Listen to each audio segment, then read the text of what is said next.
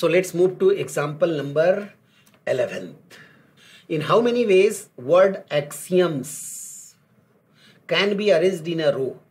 Right student, कितने तरीकों से शब्द एक्सियम्स को पंक्ति में व्यवस्थित किया जा सकता है? हे, किसी शब्द को व्यवस्थित करने का मतलब जो लेटर्स है उनको व्यवस्थित करने की बात हो रही है। राइट स्टूडेंट, तो आइए सोल्यूशन। ये देखो एक्सियम्स में पहले देखते हैं कुल कितने लेटर्स हैं। सो 1 2 3 4 5 6 और यहां पे all letters are distinct. Right, okay. Hey, किसी पंक्ति में n person can be arranged in a row in n factorial ways. So remember, persons are distinct. तो पर्सन यहां लेटर डिस्टिंक्ट है। So how many total letters? 6 letter. तो हम कह सकते हैं कि इन 6 अक्षरों को एक पंक्ति में 6 फैक्टोरियल तरीकों से व्यवस्थित किया जा सकता है। Right student, so total ways is equal to 6 factorial.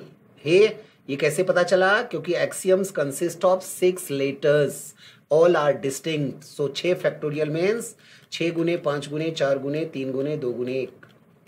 So answer है student 720। So option C 100% correct answer. Example number 12।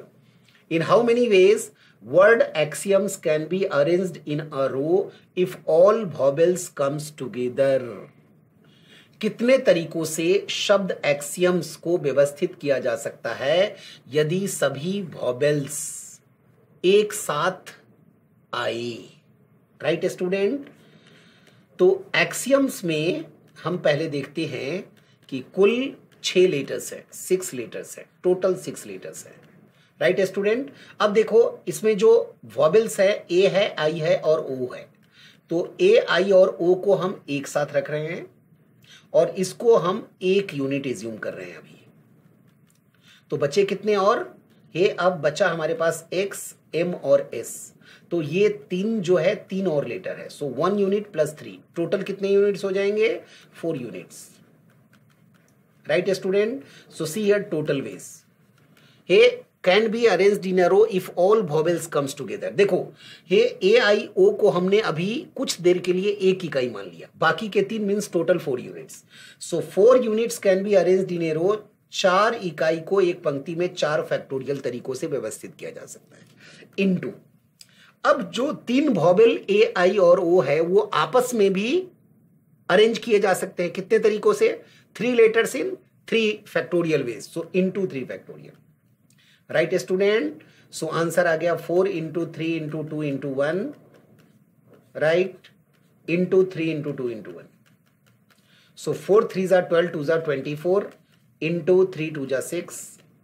सो 24 6 जा is 144। So 144 correct answer. So option D. आइए एग्जाम्पल नंबर क्वेश्चन नंबर 13।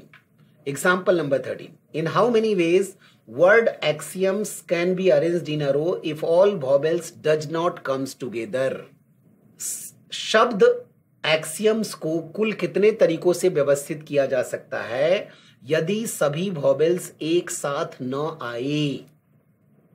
हे स्टूडेंट, साथ न आए, हे इसमें हम कैसे निकालेंगे? अगर टोटल वेज में से हे सभी वॉवेल साथ आए, उस कंडीशन को, एस वाले कंडीशन को अगर घटा दिया जाए तो दे नेवर कम्स टुगेदर। जब वो एक साथ नहीं आए, इसका आंसर आ जाएगा।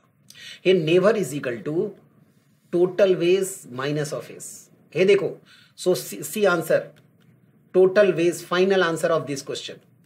हे एक्सियम्स में कुल कितने लेटर्स हैं? 6 लेटर है। तो without any condition total ways is 6 factorial.